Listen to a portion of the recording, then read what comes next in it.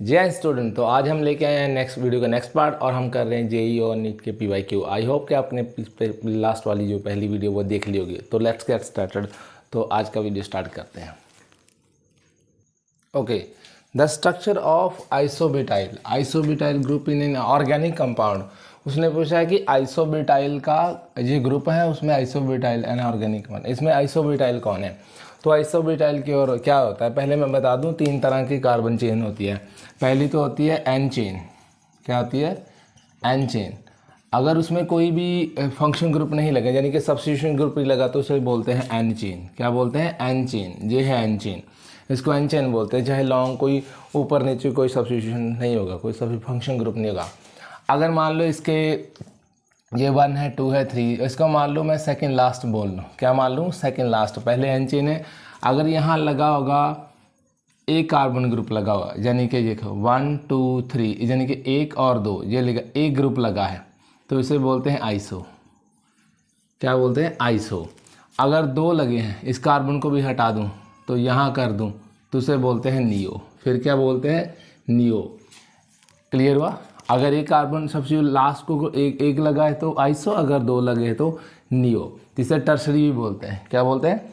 Tertiary. यानी कि ये देखो CH3 और ये CH3 और ये CH3, ये जो सेंटर वाला है, इसके 1 2 3 लगे तो ये टर्सरी है। अगर 2 लगे होंगे तो ये सेकेंडरी है। अगर कोई नहीं लगा हो तो ये प्राइमरी है। ठीक है, अगर कोई भी ना लगा हो तो ये प्राइमरी है। तो इनमें से हम ऑप्शन ढूंढेंगे। उन्हें आइसोब्यूटाइल पूछा है, आइसोब्यूटेन नहीं पूछा, आइसोब्यूटाइल पूछा है। और ब्यूटाइल का मतलब क्या होता है? मान लो ये है मीथेन और इसका अल्काइल फंक्शन ग्रुप होता है, अल्काइल। और अल्काइल का मतलब जी मान लो मीथेन है, अगर इसमें 1 हाइड्रोजन में लेस देन 1 हाइड्रोजन कर दूँ, इसको हाइड्रोजन कम कर दूँ तो ये अल्काइल बन जाएगा। ये है अल्केन, ये अल्केन है। अल्केन ग्रीक वर्ड है। अल्केन का मतलब होता है कार्बन, जिसमें कार्बन सिंगल बॉन्ड हो कार्बन में। ठीक है, तो मैं एक हाइड्रोजन कम कर दूंगा तो ये बन गया मेरे पास मिथाइल। अब ये देखो, ये मिथाइल है। ऐसे इथाइल होगा, फिर प्रोपाइल होगा, फिर ब्यूटाइल होगा। ब्यूटाइल में 4 कार्बन होंगे। तो इसने ये पूछा है कि उसमें 4 कार्बन होने चाहिए, 4 कार्बन होने चाहिए। मान लो आइसो पे एक यहाँ होगा। ठीक है, और ये तो है आइसोब्यूटेन है, ये आइसोब्यूटेन है क्योंकि ये देखो 1 2 3 4 एन है, ब्यूटेन है। पर उसने ब्यूटाइल पूछा है। क्या ब्यूटाइल पूछा है? ब्यूटाइल का मतलब होता है कि जो इसके कार्बन चेन होगी ना, उसमें एक हाइड्रोजन कम होगा।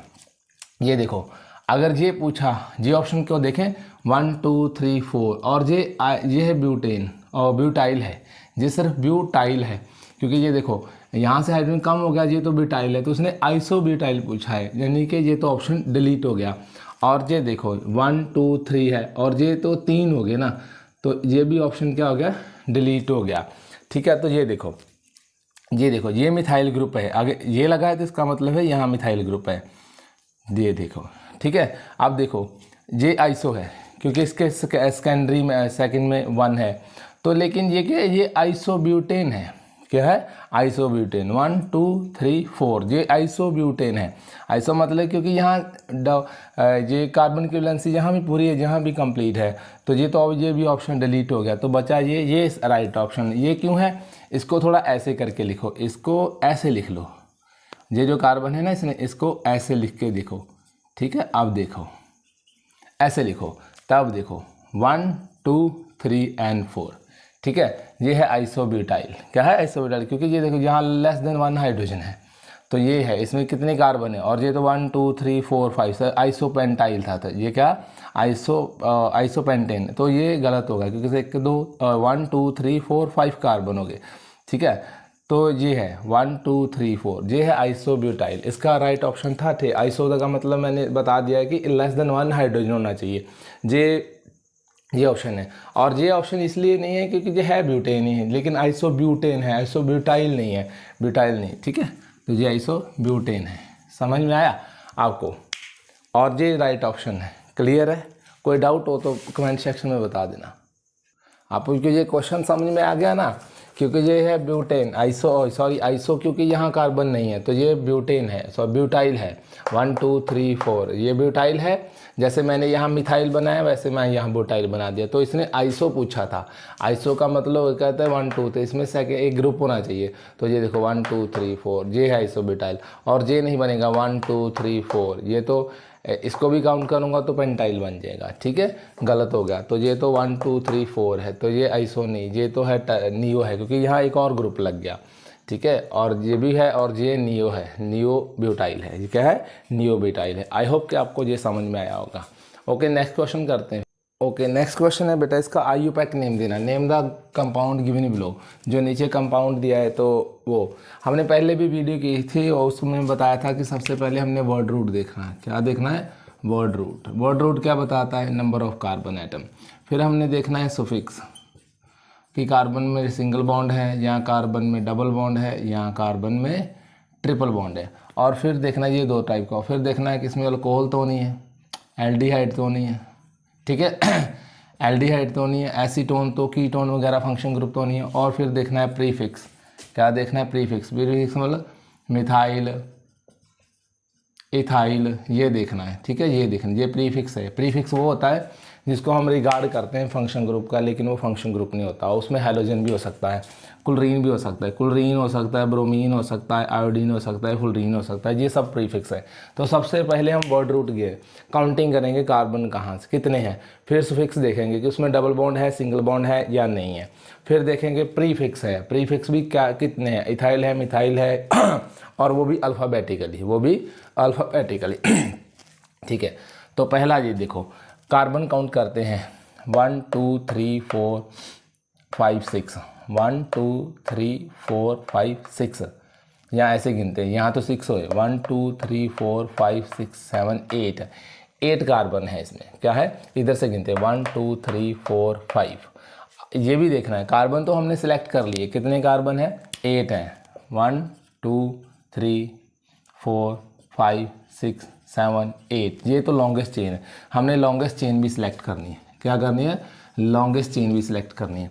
तो फिर हमने प्रीफिक्स हैं इसमें, तो ये नहीं है, डबल बॉन्ड नहीं है, अल्कोहल वगैरह नहीं है, तो ये तो कट गया, तो सामने है प्रीफिक्स, इसको सही। और ये मिथाइल है, और ये देखो 1 कार्बन ये है और 2 कार्बन ये है, और ये 1 और 2 ये इथाइल बन गया। क्या बन गया, इथाइल बन गया, क्योंकि यहाँ H2 होगा तो वो इथाइल होता है, यानी कि ये इथाइल है, CS2 and CS2 less than 1 hydrogen, ये कार्बन से अटैच है तो इथाइल बन गया, ठीक है, ये इथाइल है। तो अब क्या करेंगे, हमने देखना है कि इधर से पहले सब्स्टिट्यूशन हो रही है या इधर से आ रही है। जो साइड चेन है वो इधर से आ रही है, तो प्रायोरिटी हमने इसको लोएस्ट देनी है। ये भी रूल याद रखना कि ये जो प्रीफिक्स होंगे, कोई भी फंक्शन ग्रुप होगा, चाहे डबल बॉन्ड है, ट्रिपल बॉन्ड है, कोई भी है, उसको हमने लोएस्ट प्रायोरिटी देनी है। क्या देनी है, लोएस्ट प्रायोरिटी। लोएस्ट प्रायोरिटी आनी, तो फिर काउंटिंग यहाँ से शुरू होगी, 1, हाँ यहाँ से 2 एंड 3। ऑप्शन देखो, यहाँ लिखा है 2 3 डाइमिथाइल हेप्टेन, हेप्टेन ये तो ऑप्शन डिलीट होगा क्योंकि कार्बन 8 हैं, तो यहाँ आ गया 3 मिथाइल। और ऑप्शन में देखो 3, और ये इथाइल है और ये मिथाइल है, पहले मिथाइल है, 4 पे इथाइल है, तो E पहले आती है, M बाद में आता है अल्फ़ाबेटिकली। तो ऑप्शन में देखो कहाँ है, यहाँ 5 है, 5 पे तो है नहीं, ये भी ऑप्शन डिलीट गया। 3 पे मिथाइल है, यस, लेकिन 4 पे क्या है, इथाइल है, लेकिन M को हमने पहले नहीं देना, हमने E को पहले देना है नाम, तो ये ऑप्शन है ठीक है। 4 पे इथाइल है, 3 पे मिथाइल है और ऑक्टेन है, ये राइट आंसर है बेटा। पहले हमने इसको नाम देना है, प्रायोरिटी देनी है इसको, कार्बन चेन देखनी है, फिर प्रीफिक्स देखना है, उसको लोएस्ट प्रायोरिटी देनी है और अल्फ़ाबेटिकली नाम देना है। आई होप कि आपको ये क्लियर होगा। आगे करते हैं। Okay next question read out करो। आइडेंटिफाई द कंपाउंड, इसने बोला है identify the compound that will react with the Hinsberg reagent. एक हिंसबर्ग रीजेंट होता है और ये क्वेश्चन इंपॉर्टेंट है। हिंसबर्ग रीजेंट, इसका फार्मूला भी पूछ सकता है, वो हिंसबर्ग रीजेंट का फार्मूला क्या होता है। जब मैंने टेस्ट दिया था ना कम्पिटिटिव, तो उसमें यही पूछा था, to give a solid which give dissolve alkaline. पहले तो उसने पूछा कि आइडेंटिफाई द कंपाउंड, वो कंपाउंड बताओ जो हिंसबर्ग से रिएक्ट हो जाता है। दूसरा, अगर वो रिएक्ट हो गए तो एक फॉर्म करेगा वो solid product which dissolve in alkaline, कि वो अल्केलाइन से डिसॉल्व होगा तो क्या बनेगा, वो प्रोडक्ट यहाँ से बताना है कि वो कौन सा है। तो ये तो बेटा एक बात वाला, जो हिंसबर्ग रिएजेंट है इसका फार्मूला है C6HOSO2 sulfonyl benzyl sulfonyl chloride है जी, बेंजाइल सल्फोनाइल क्लोराइड, ये फार्मूला है इसका, बेंजाइल सल्फोनाइल, ये याद रख लेना, बेंजाइल सल्फोनाइल क्लोराइड, ठीक है, ये है इसका फार्मूला। और ये देखो जे नाइट्रो और जे टू आइडेंटिफाई यानी कि डिस्टिंग्विश करना, डिफ्रेंशिएट करना, और जे अमाइन चैप्टर में है, जे प्राइमरी अमाइन को और सेकेंडरी अमाइन को डिस्टिंग्विश करने में यूज़ करता है। टू आइडेंटिफाई अगर हमने ये दिखाना है कि कंपाउंड में प्राइमरी सेकेंडरी है तो उसको ये प्राइमरी और सेकेंडरी से रिएक्ट करता है, लेकिन टर्शरी से ये रिएक्ट नहीं करता, ये भी याद रखना, not react with tertiary, not react with tertiary, ये टर्शरी से रिएक्ट नहीं करता, टर्शरी से रिएक्ट नहीं करता क्योंकि ये देखो ये अमाइन होगा ना, ये मान लो अमाइन है, ठीक है, ये यहाँ कार्बन होगा 2 और ये देखो ये प्राइमरी अमाइन है, यहाँ से एक क्लोरीन जाएगा, ठीक है, तो फिर यहाँ से बेंजीन सल्फर लग जाएगा, फिर एक और बेंजाइल, तो टर्शरी के पास तो यहाँ से हाइड्रोजन बचेगा ही नहीं, हाइड्रोजन नहीं बचेगा तो फिर वो उससे रिएक्ट कर नहीं पाएगा, क्योंकि ये क्लोरीन है तो क्लोरीन के चाहे एक प्रोटॉन चाहिए, यानी कि पॉजिटिव चार्ज चाहिए, तो उसके पास 2 प्रोटॉन है, तो वो एक प्राइमरी के पास 1 है, सेकेंडरी के पास भी 1 है, तो 2 टर्शरी पास कोई नहीं होगा, इसके पास क्या हो जाएगा, यहाँ भी कार्बन हो जाएगा, यहाँ भी कार्बन, तो यहाँ भी ये टर्शरी हो जाएगा, ठीक है, तो एक इसके पास लोन पेयर बच जाएगा, तो वो क्वाटनरी बन जाएगा, क्या बन जाएगा, क्वाटनरी, तो ये टर्शरी से रिएक्ट नहीं करता। तो अब हम देखेंगे वो इनसे कौन सा प्रोडक्ट है। ये तो बेटा नाइट्रोजन है, ये ऑप्शन डिलीट हो गया, पहले तो ऑप्शन डिलीट करना सीख लो, ये अमाइन से रिएक्ट करता है, हाँ इसमें भी अमाइन है, इसमें भी अमाइन है, इसमें भी अमाइन है, तो इसमें अमाइन कौन सा है बेटा, ये देखो इसके इधर भी कार्बन है, इधर भी कार्बन, ये तो सेकेंडरी हो गया, ठीक है, सेकेंडरी नहीं, और ये है प्राइमरी, और सॉरी ये प्राइमरी है और ये टर्शरी है, तो मैंने बोला है टर्शरी से तो ये रिएक्ट करता ही नहीं, तो ये है प्राइमरी माइन से ये रिएक्ट करेगा, ठीक है, वो क्यों प्राइमरी ज़्यादा रिएक्टिव है, क्योंकि सेकेंडरी तो प्राइमरी दे तो प्राइमरी सबसे ज़्यादा है, क्योंकि ये इससे रिएक्ट करेगा तो ओ, और जो प्रोडक्ट बनेगा ना इससे, वो इसका राइट ऑप्शन ए है। तो हम कैसे करेंगे, सेकेंडरी क्यों नहीं है, ठीक है, वो क्योंकि आगे इसके साथ रिएक्ट करके बताऊंगा, तो ये ऑप्शन यही सही है, लेकिन अभी आपको एक्सप्लेन करता हूँ, तो ये देखना प्राइमरी अमाइन है तो इसको ऐसे लिख लो, क्योंकि ऑप्शन तो मैंने बता दिया, लेकिन अब इसका रीज़न भी बताऊँगा। ये देखो ये लोन पेयर है, तो यहाँ से क्लोरीन आएगा तो इसके साथ यहाँ चल जाएगा नेगेटिव चार्ज, यहाँ से पॉजिटिव चार्ज, तो ये करेगा CS2 और ये NH बच जाएगा, जहाँ से गया, और साथ में क्या बचेगा SO2, साथ में H5 ये बच जाएगा, सल्फोनाइल क्लोराइड क्या बन जाएगा COH C6H5 ये बन जाएगा, ठीक है। अब देखो अब उसने क्या बोला कि ये बेंजाइल सल्फोनाइड, अब आगे कि ना एक हमने अल्केलाइन बेस से भी रिएक्ट कराना है, तो वो अल्केलाइन बेस कौन सा होगा, जिसमें OH होगा, मान लो कि OH होगा, और अल्केलाइन बेस पूछा है उसने, मान लो वो पोटाशियम हाइड्रोक्साइड हो सकता है, तो वो ये हो सकता है, सोडियम हाइड्रोक्साइड भी हो सकता है। देखो अब क्या बनेगा, ये देखो इस बेस का काम क्या होता है, प्रोटॉन को अब्स्ट्रैक्ट करना, क्या करना, प्रोटॉन को अब्स्ट्रैक्ट करना, तो वो प्रोटॉन एक्सेप्ट करेगा जो ज़्यादा इस जहाँ से होगा, तो ये है ज़्यादा, क्योंकि यहाँ इसके साथ तो सल्फर लग गया, ये इसके साथ ऑक्सीजन होगा, तो यही ज़्यादा एसिडिक, तो ये जहाँ से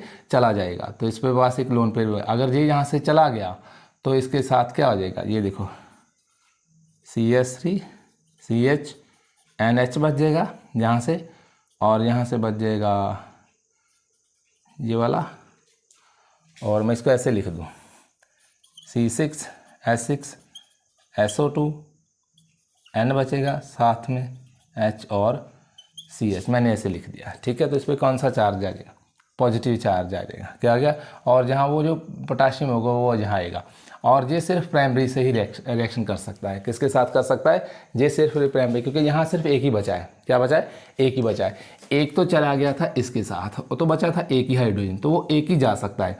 अगर ये डिज़ोल्व हो गया, यानी कि ये जो प्रोडक्ट बना था मैंने, ये प्रोडक्ट जो बनाया था ना ये वाला, अगर ये इसमें डिज़ोल्व होगा तो वो समझ लेना कौन सा है, प्राइमरी है। अगर वो डिज़ोल्व ना हुआ तो समझ लेना वो सेकेंडरी है।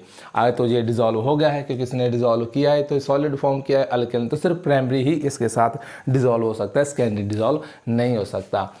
क्या पूछा है उसने, identify the compound react with इस वन, वो है प्राइमरी इसके साथ रिएक्ट करेगा तो ये फॉर्म करेगा, ये फर्दर अल्केलाइन बेस है, क्योंकि पोटाशियम अल्किलाइन में आता है, सोडियम भी आता है अल्किलाइन में। इनसे रिएक्ट करेगा, यहाँ से एक प्रोटॉन ले लेगा क्योंकि इसके पास OH है, और ये बनेगा नेगेटिव और ये बनेगा पॉजिटिव। ये पॉजिटिव है, ये नेगेटिव, इसने ये प्रोटॉन ले लिया तो क्या फॉर्म कर देगा, यहाँ से वाटर चला जाएगा और ये इनकी प्लेस में आएगा, यहाँ पॉजिटिव आ जाएगा। तो ये मैंने आउटर मोस्ट लगा दिया उसको काउंटर बैलेंस करने के लिए। क्लियर है, ये प्रोडक्ट, तो ये primary is the right answer. Clear, यहाँ तक कोई डाउट हो, अगर डाउट हो तो कमेंट सेक्शन में बता देना, इसका राइट है। ये क्वेश्चन बहुत इंपॉर्टेंट है, नोट डाउन कर लो इसको। Okay, next question, which one of the following is a free radical substitution reaction. Free radical substitution का मतलब है जिसमें फ्री रेडिकल सब्स्टिट्यूट करे एक को दूसरे के, उसमें फ्री रेडिकल बनते हैं। तो ठीक है, पहले क्वेश्चन देखते हैं। ये है बेंजाइल क्लोराइड। तो ये तो है, एक मैं आपको ट्रिक बताता हूँ। पहले पॉजिटिव तो ये नेगेटिव, ये क्या है, यहाँ नेगेटिव बनेगा, मतलब पॉजिटिव तो ये नेगेटिव बनेगा, इलेक्ट्रोफाइल बन जाएगा। जो और ये है न्यूक्लियोफाइल, और ये तो है आई थिंक इलेक्ट्रोफिलिक सब्स्टिट्यूशन है, इसमें तो इलेक्ट्रोफाइल अटैक होगा। क्या होगा, इलेक्ट्रोफिलिक सब्स्टिट्यूशन है। और क्योंकि यहाँ से एक नेगेटिव जाएगा, न्यूक्लियोफिलिक है, और ये भी एक यहाँ से न्यूक्लियोफाइल जाएगा, ये तो न्यूक्लियोफिलिक सब्स्टिट्यूशन है क्योंकि यहाँ से एक न्यूक्लियोफाइल जाएगा, ये इलेक्ट्रॉन अपना लेगा, उसका भी लेगा, यहाँ पॉजिटिव चार्ज बनेगा, और दूसरा न्यूक्लियोफाइल ये अटैक हो जाएगा। ये तो सब्स्टिट्यूशन है, और ये रिएक्शन ऑप्शन क्या होगी, डिलीट होगी।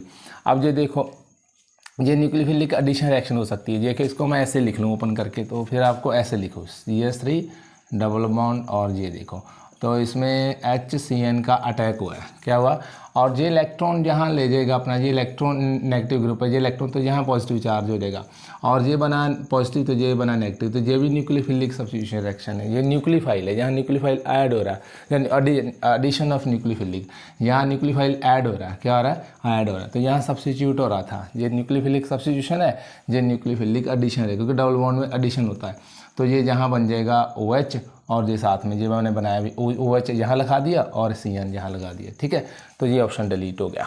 तो ये तो इलेक्ट्रोफिलिक सब्स्टिट्यूशन क्या है, इलेक्ट्रोफिलिक सब्स्टिट्यूशन। ये फ्राइडल क्राफ्ट अल्काइलेशन है, कौन सी है, फ्राइडल क्राफ्ट अल्काइलेशन है। ठीक है, तो यहाँ बनेगा पॉजिटिव चार्ज, क्योंकि ये इलेक्ट्रॉन अपना ले लेगा, ये अपना इलेक्ट्रॉन ले जाएगा, तो यहाँ बनेगा कार्बोकेटाइन बन गया। तो ये इलेक्ट्रोफाइल है, एज इलेक्ट्रोफाइल, तो ये क्या है, न्यूक्लियोफाइल है। तो ये भी ऑप्शन क्या हो गया, डिलीट हो गया।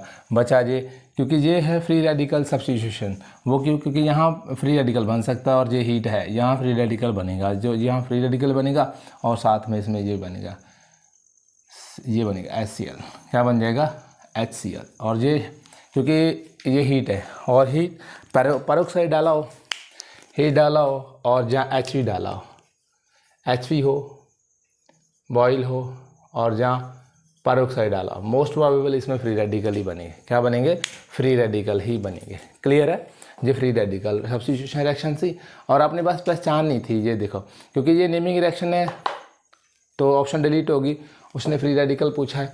और ये न्यूक्लियोफिलिक एडिशन रिएक्शन है, क्योंकि ये न्यूक्लियोफाइल, ये SN2 रिएक्शन बोले क्या है, SN2 मैकेनिज्म फॉलो कर रही है। SN2 क्यों, क्योंकि ये देखो, ठीक है, ये प्राइमरी है, तो प्राइमरी SN2 को फॉलो करती है, और सेकेंडरी और टर्शरी किसको फॉलो करती है, SN1 को। किसको फॉलो करती है, सेकेंडरी और टर्शरी SN1 मैकेनिज्म को फॉलो करती है। आपको ये भी पूछ सकता है ये कौन सा मैकेनिज्म फॉलो कर रही है। ठीक है, और ये तो एडिशन रिएक्शन है, ये तो क्योंकि यहाँ डबल बॉन्ड दिखा, समझ लेना वहाँ एडिशन रिएक्शन है।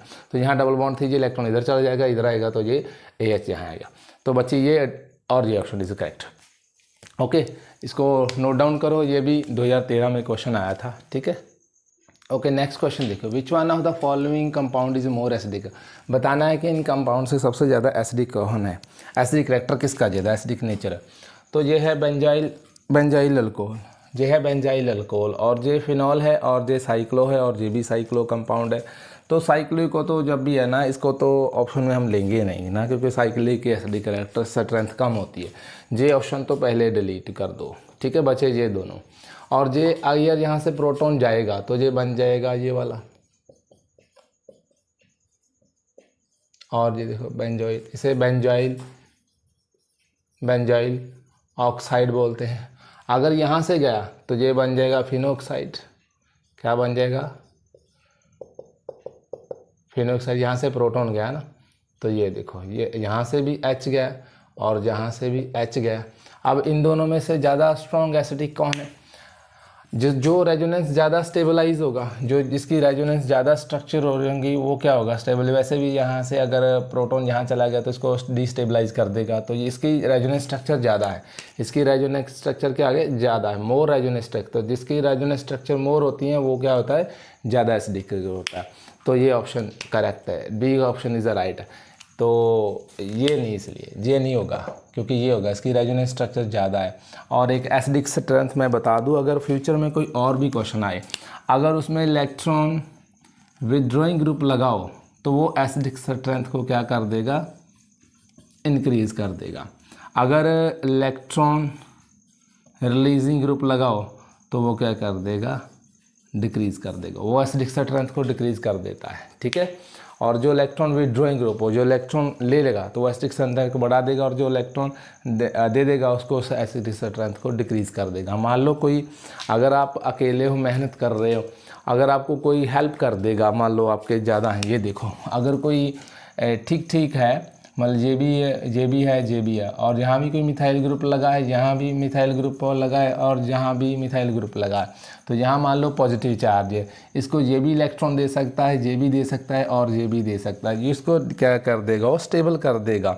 अगर आप, मैं डेली लाइफ के एग्जांपल दूँ, अगर आपको मान लो कोई हेल्प करने वाला, आपको आपके ज़िंदगी में कोई हेल्प करने वाला नहीं है तो अच्छा है, क्योंकि अगर वो अच्छा है इसलिए कि अगर वो आप अगर कोई आपको आपकी हेल्प कर देगा, बार बार हेल्प करेगा, तो आप कभी भी ज़िंदगी में कामयाब नहीं हो पाओगे। क्यों? क्योंकि आपको वो स्टेबलाइज तो कर देगा, मगर रिएक्टिव, जिसकी स्टेबिलिटी ज़्यादा होती है रिएक्टिविटी कम होती है। तो आपने ज़िंदगी में रिएक्टिव बनना है। क्या बनना है? रिएक्टिव। अब ऐसा ना, हर बार ऐसा ना सोचो कि हम, कोई आएगा हमारी हेल्प करेगा तो हम, वो देखो इसको डीएक्टिवेट कर देगा, फर्दर रिएक्शन नहीं करने देगा।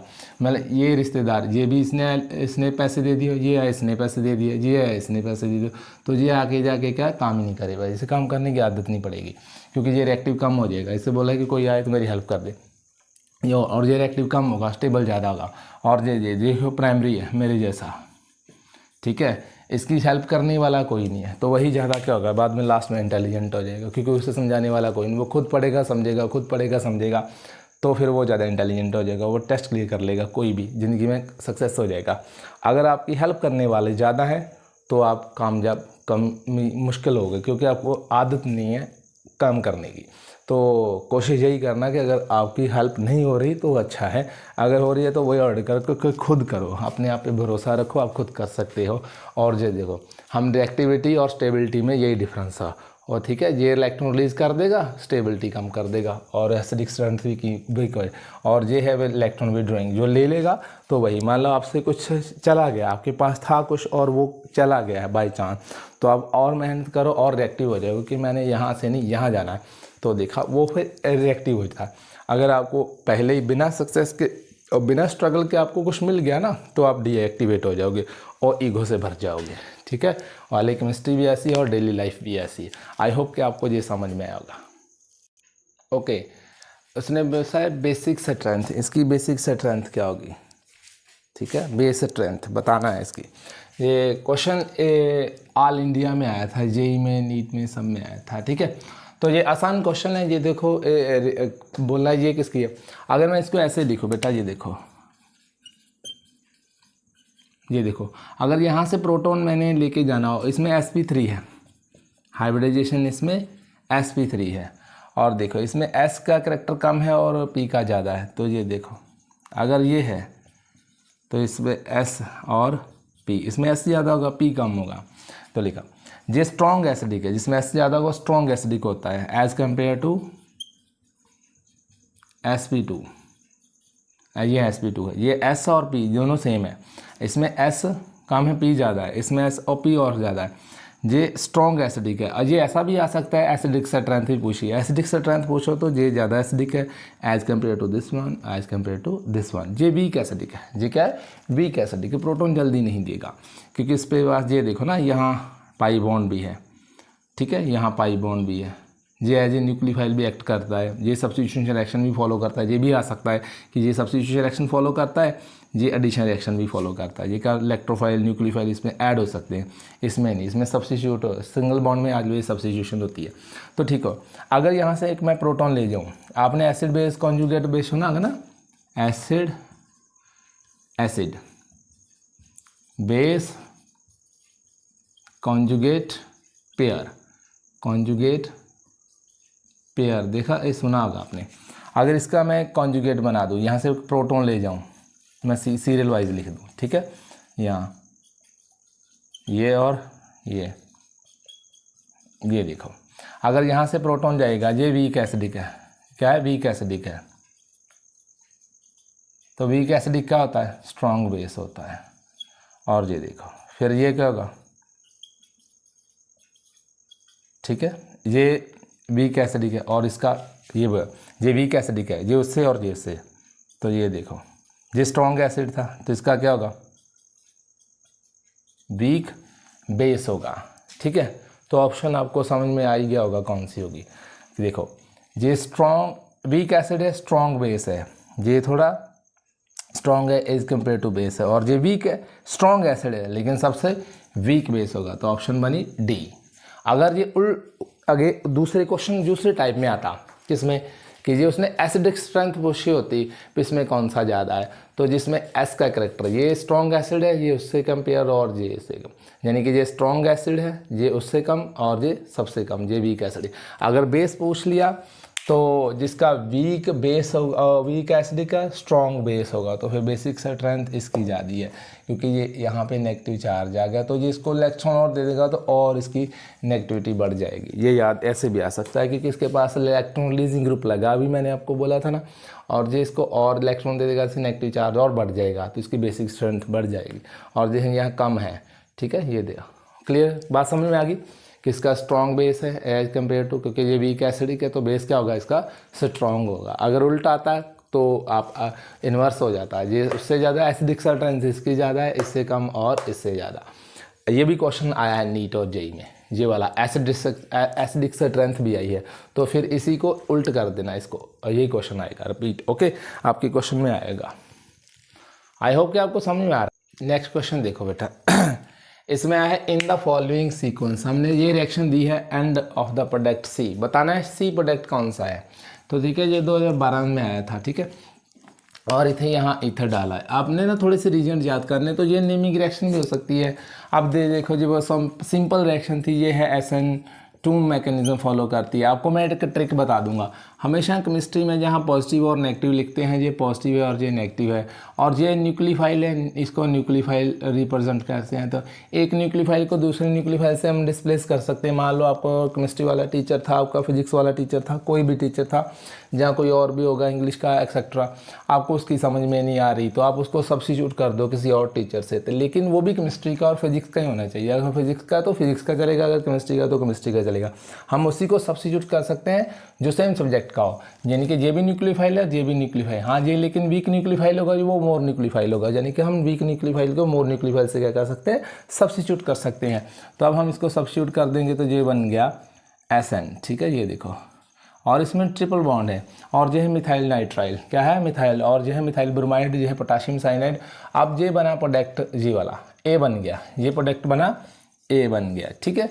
अब इसमें हाइड्रोलाइसिस किया है, अगर हाइड्रोलाइसिस एसिडिक कंडीशन में किया है, क्या है एसिडिक डाल दिया, तो ये भी एक नेमिंग रिएक्शन है। तो जब इसको हाइड्रोलाइसिस करूँगा तो ये प्रोडक्ट बन जाता है CH3, और ये एसिटिक एसिड बन जाता है, क्या बनता है एसिडिक बनता है, जहाँ साथ में इसका अमोनिया गैसेस का अमोनिया गैसेस क्या बाहर चला जाएगा, ठीक है, क्योंकि यहाँ से हाइड्रोजन आ जाएंगे, 2 ऑक्सीजन आ जाएंगे, ठीक है, और हम उसको एसिडिक यूज़ कर सकते हैं। ये पर्टिकुलर एक नेमिंग रिएक्शन है, वहाँ से उसने क्वेश्चन, तो उसको नेमिंग रिएक्शन को कंबाइन कर दिया है कि पहला ये रीजन डालो और फिर ये डालो, इसको इसके साथ रिएक्ट कराया, और लास्ट में उसमें लिथियम एल्यूमिनियम हाइड्राइड है और वो भी ड्राई ईथर में डाल दिया। तो इसका काम रिड्यूस करना होता है, ये हाइड्रोजन प्रोवाइड करता है, रिडक्शन का काम है।